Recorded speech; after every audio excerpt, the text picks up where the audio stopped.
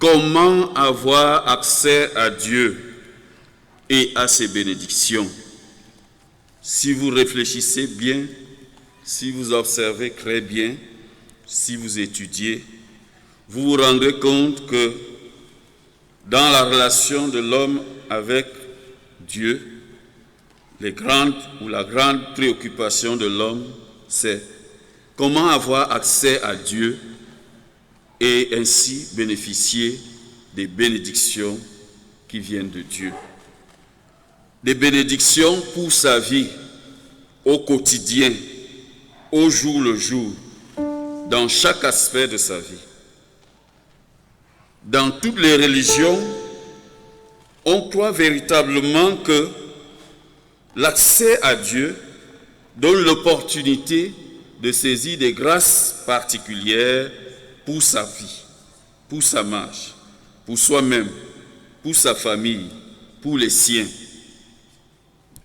Mais se sachant indigne à cause du péché dans toutes les religions, l'homme a trouvé le moyen de rechercher l'harmonie avec Dieu en vue de bénéficier de sa bonté.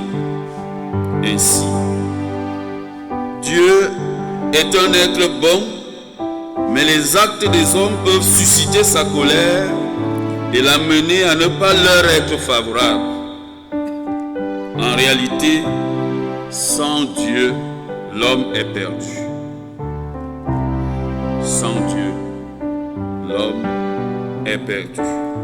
Vous n'avez qu'à observer le monde qu'on est en train de vouloir construire sans Dieu. Le monde qu'on veut construire sans Dieu s'appelle parfois État laïque. La laïcité est la traduction du désir de l'homme de chasser Dieu des affaires du monde et de pouvoir rester régner lui seul. Il y a beaucoup de formes par lesquelles ainsi l'homme cherche à ôter Dieu pour que lui-même soit mis au centre. Mais sans Dieu, le monde est perdu. Regardez et observez ce que nous vivons. Toutes les fois que l'homme se hisse au-dessus de Dieu, toutes les fois que l'homme met Dieu de côté, le monde chancelle, les familles chancellent. Observez très bien. Sans Dieu, l'homme est perdu.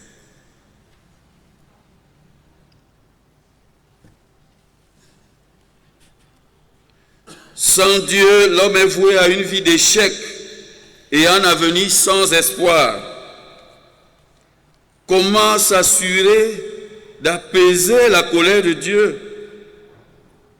Par le sang, les sacrifices. Le sang aspergé ou versé. Le sang est considéré comme le véhicule de la vie et donc sacré. Dans l'Ancien Testament d'ailleurs, il est dit que l'âme de toute chair, c'est son sang ou est dans le sang. Lévitique 17, verset 14, Deutéronome 12, verset 23. Cette conception résulte du fait que l'observation courante nous montre que le sang qui s'écoule d'un corps s'échappe en même temps que, pendant que le sang s'écoule d'un corps, en même temps s'échappe la vie. Si vous vous videz de votre sang, vous êtes convaincu que vous êtes en train d'aller à la mort. Donc vous laissez partir la vie. Le sacrifice de Jésus obéit donc à cette compréhension de recherche d'apaisement de Dieu, de recherche d'harmonie avec Dieu, de paix avec Dieu, car sans Dieu, l'homme est perdu. D'où le thème de notre semaine, la puissance du sang de Jésus, qui est d'ailleurs le thème de notre message ce vendredi saint. Jour où fut versé le sang de Jésus pour nos péchés. La puissance du sang de Jésus. Le sang de Jésus pourquoi est-il puissant? Pourquoi détient-il une force, une capacité à provoquer des choses éternelles? C'est d'abord tout simplement parce qu'il est le sang de Jésus-Christ. Cela veut dire qu'il est le sang de Jésus et non celui des boucs ou celui d'Adam. Cela veut dire 4 petites choses au moins. C'est un sang humain. Différent avec celui des animaux qui étaient sacrifiés pour la rémission des péchés. L'être humain est l'unique créature faite à la ressemblance de Dieu. C'est donc le sang qui connaît la réalité de la condition humaine. Pour sauver l'homme, quoi de plus juste qu'un homme solidaire de la manière humaine, de la nature humaine, afin que ce salut ait un sens, afin que ce salut soit réel, profond, afin que ce salut soit accessible à l'homme. C'est un homme qui fut à la croix pour tous les hommes. L'homme peut donc apprendre de Jésus qu'il doit être lui-même un don pour les autres. Le sang de Jésus sur la croix nous rappelle le don que nous devons devenir nous-mêmes, chacun pour les autres. Le sang de Jésus est puissant, non seulement parce qu'il est humain, mais en plus parce qu'il est aussi divin. Jésus était à la fois homme et Dieu. Il nous fait voir à la croix une réalité qui amène l'homme à être perplexe.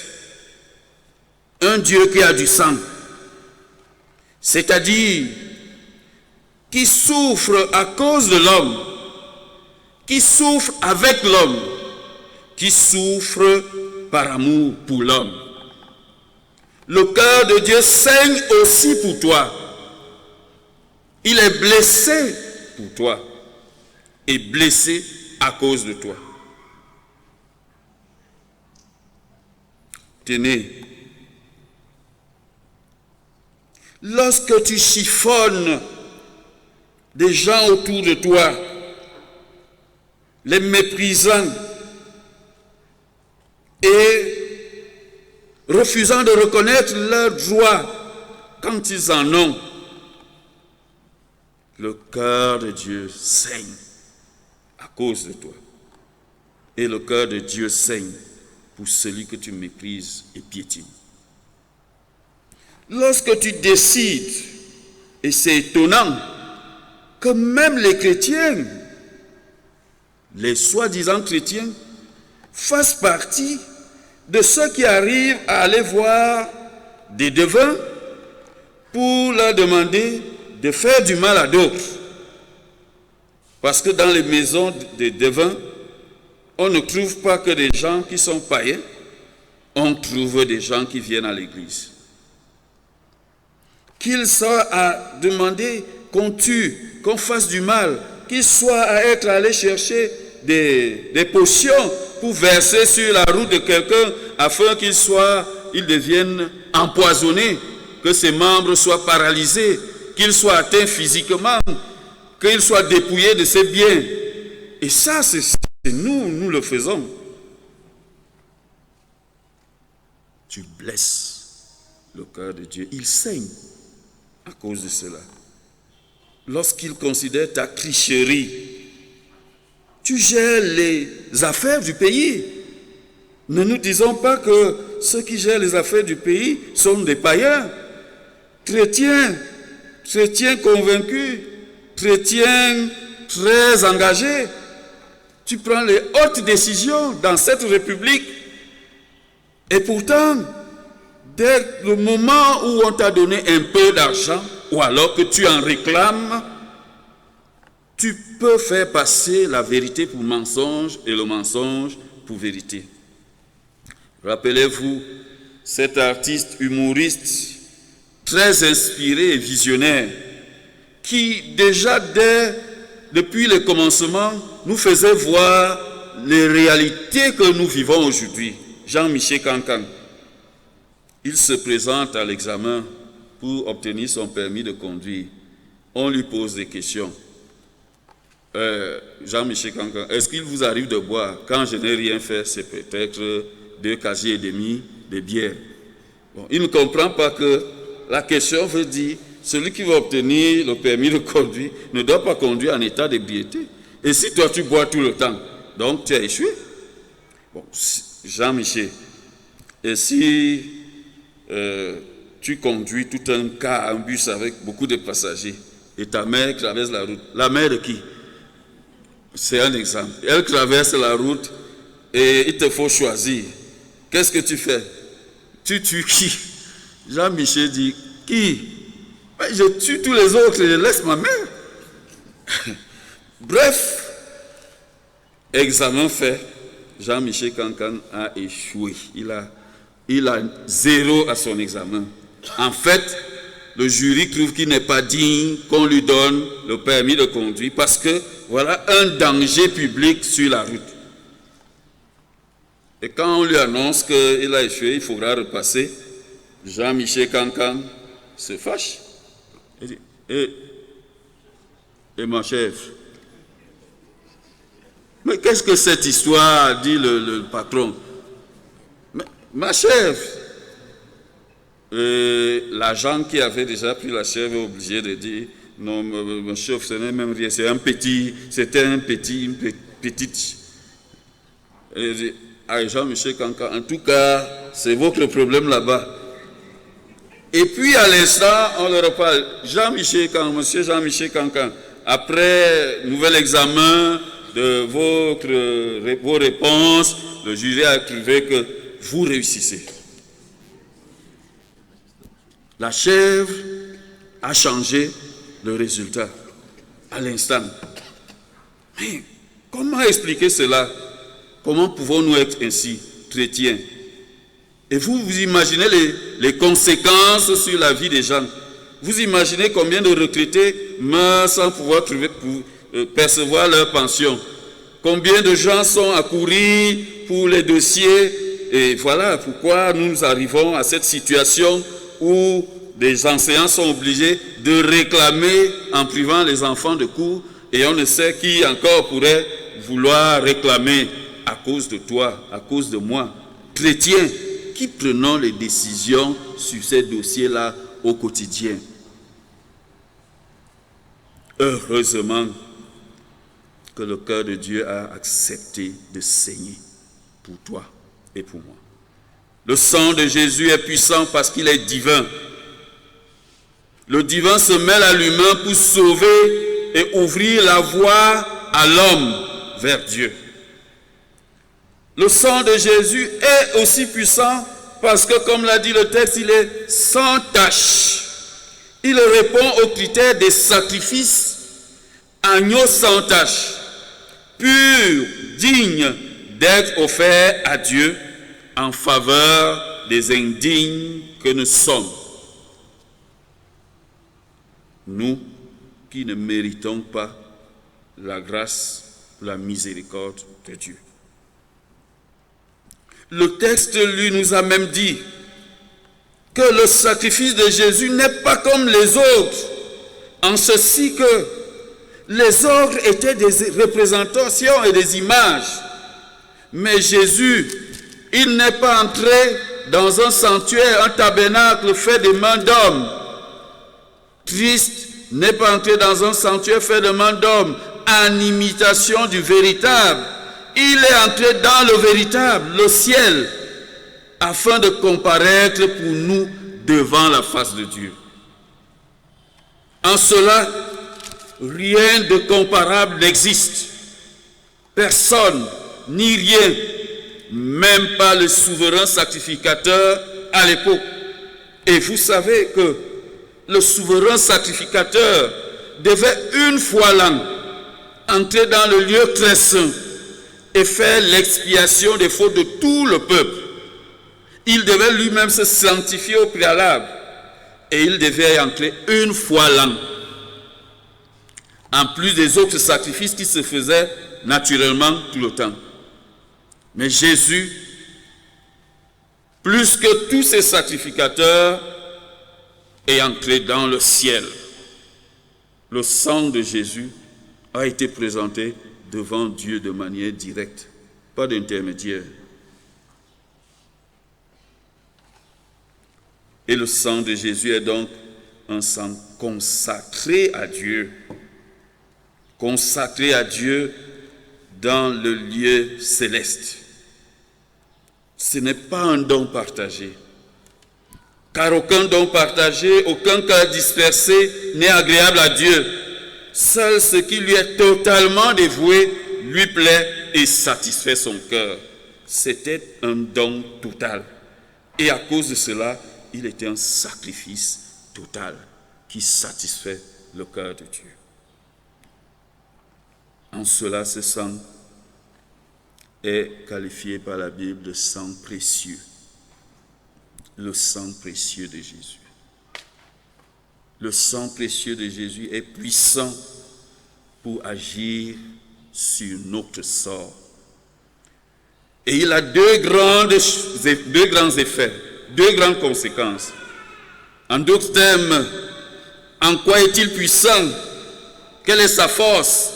Le sang de Jésus provoque deux choses fondamentales. La première chose, il est puissant pour réconcilier l'homme avec Dieu. Le plus grand blocage de l'être humain ne se trouve pas dans les blocages qu'on peut lui faire dans la vie. Vous avez parfois vécu des situations de blocage. Le blocage peut être tout simplement qu'une personne décide que vous ne passez pas. C'est-à-dire que si vous avez un dossier qu'on doit faire monter vers une hiérarchie pour que vous soyez nommé, votre supérieur hiérarchique direct peut se sentir menacé, peut ne pas vous aimer et il bloque votre dossier. Il a sa note ou sa griffe à mec là, vous restez sur place. Il y a des gens qui font 10 ans comme ça sur place, alors que les principes qui régissent leur service prévoient que après 3 ans ou 5 ans, il aurait dû augmenter en poste ou en grade. On se sent parfois bloqué dans la vie. Il y a des gens qui vivent des situations où on s'est assis, on a parlé et on a posé des actes pour dire « Toi là, tu n'iras pas en mariage. Toi là, tu ne vas pas accoucher. Toi là, tu ne feras rien de ton argent. » Et ça se voit et ça se vit dans leur vie. Ils n'arrivent pas à avancer. Ils se sentent véritablement sous l'emprise d'une force maléfique. Ils sont bloqués. Mais bien aimés, je vous dis qu'on peut vous bloquer et aller dans la Haute-Sanaga. J'ai été pasteur en Nangé beaucoup. Ça, ce sont de grandes zones, hein? De grandes zones de sorcellerie. Nous avons une fois organisé une prière publique sur l'espace de célébration de la fête, des fêtes nationales et autres. Parce qu'il fallait exorciser la pratique des enfants sorciers. Vous voyez, quand on arrive, c'est-à-dire sous invitation du préfet, vous comprenez que l'histoire est grave. L'autorité administrative même a vu qu'il faut faire quelque chose de public. Donc parfois, on entendait des gens dire, quelqu'un est venu à Nanga, il est allé de l'autre côté. Quand on vous dit ça à Nanga, il est allé de l'autre côté. Il est allé à Nyom, pas Nyom d'ici. Il y a les villages là-bas qu'on appelle comme ça. Ça veut dire qu'il est allé à l'un des endroits où, quand on dit qu'on fait quelque chose, toi-même tu vois comme ça, tu dis, hey. Donc nous avons des zones comme ça. D'ailleurs, partout chez nous, on peut trouver des zones comme ça. Des pratiques où on vous enterre même dans une tombe, vous ne comprenez rien. Mais je vous assure que le plus grand blocage de la vie de l'homme, c'est d'être séparé de Dieu. Et l'agent de ce blocage, c'est le péché. Si vous voulez être délivré de tous les autres blocages, il faut d'abord être délivré de ce blocage. Parce que tant que vous êtes bloqué à cause du péché, séparé de Dieu, il n'y a pas de possibilité que les voies du ciel s'ouvrent pour votre délivrance et pour votre bénédiction. Tant que vous êtes sous cet effet, vous bénéficiez des grâces générales. Lorsque la pluie va tomber, elle tombe pour les méchants et pour les bons. C'est une grâce générale. Lorsque le soleil va briller, il sèche les habits des méchants comme ceux des bons. C'est une grâce générale. Vous n'aurez que ça, ce qui est donné à tout le monde. Mais vous n'aurez pas des grâces spéciales. Les grâces spéciales, c'est que Dieu vient dans ta vie, te visite. Il peut te parler ou il te toucher. Il touche un domaine de ta vie, un aspect de ta vie. Toi-même, tu vois rayonner la puissance de Dieu dans ta vie. Cessez de vous contenter des grâces générales à cause du grand blocage. C'est pour cela que Jésus est venu, pour que nous ayons des grâces spéciales. Son sang nous réconcilie donc avec Dieu, en faisant en sorte qu'il n'y ait plus cette séparation. Et cette réconciliation peut être exprimée de cette manière. Son sang a le pouvoir de nous octroyer le pardon. En d'autres termes, nous ne sommes plus condamnés. Il n'y a maintenant aucune condamnation pour ceux qui sont en Jésus-Christ. Le pardon veut dire que ton péché est effacé. Ton casier judiciaire divin est vierge. Tu as avorté autrefois, une fois, 2 fois, 3 fois. Tu culpabilises toute ta vie. Le Seigneur te dit, jeune fille, jeune femme ou dame aujourd'hui, j'efface tes transgressions par le sang de Jésus.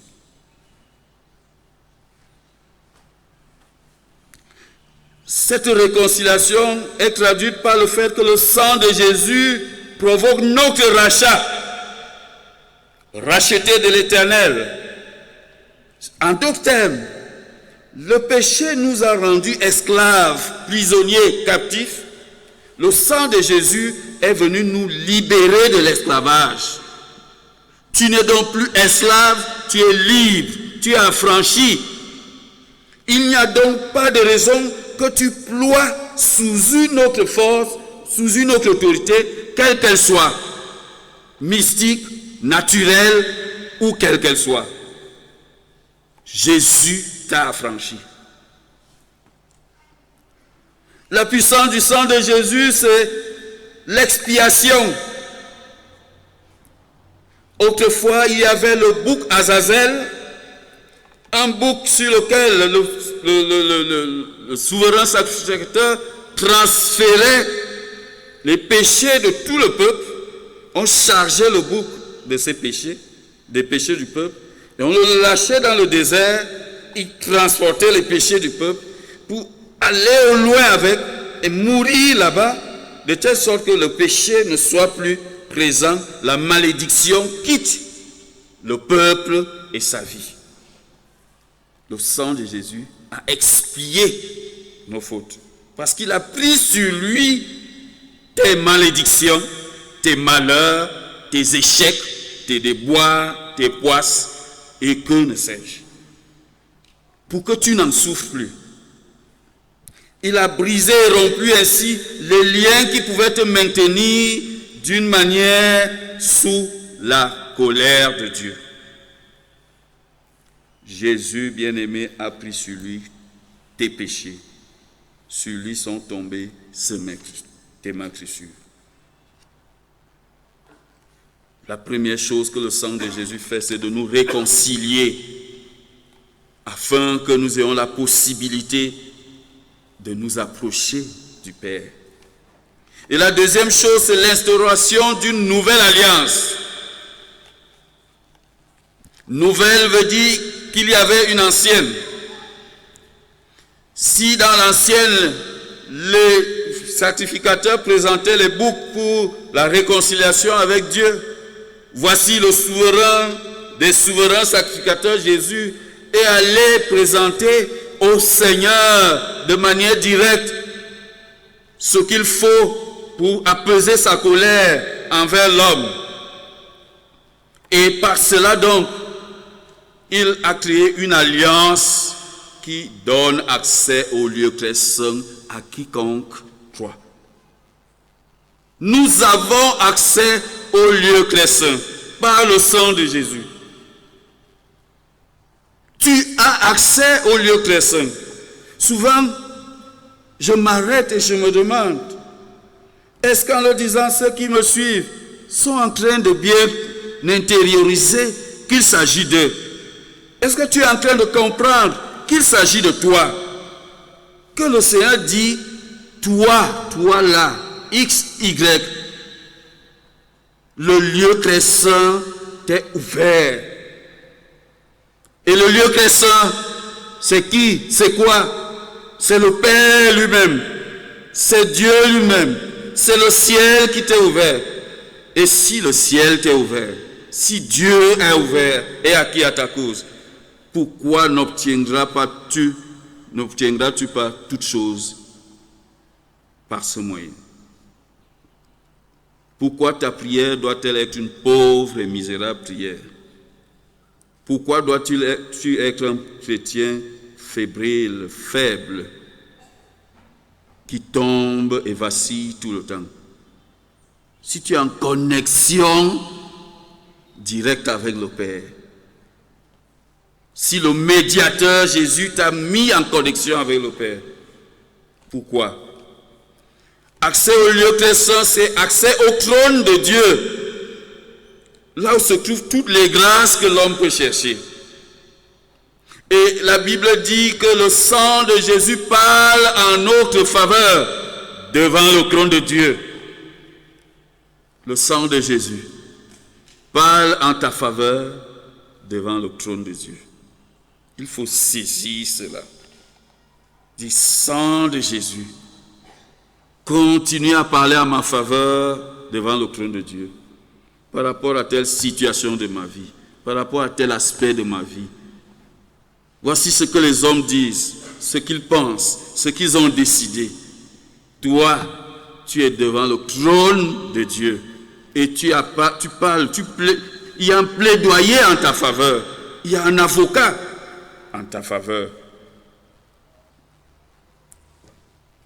Cette grâce de la nouvelle alliance est pas seulement pour les Israélites, mais pour tous ceux qui croient en Jésus. Aujourd'hui encore, bien-aimé, toi qui suis le Christ, qui es attaché à lui, laisse le sang de Jésus te faire avancer dans les eaux profondes de Dieu et te lever vers le ciel. Invoque le sang de Jésus pour ta délivrance des œuvres de Satan. Et toi qui marchais jusque-là sans comprendre, en te posant juste des questions, sans t'engager, laisse le sang de Jésus te purifier pour te ramener au Père. Il crie à la croix, ce sang est pour toi, c'est pour toi qu'il l'a versé sur la croix.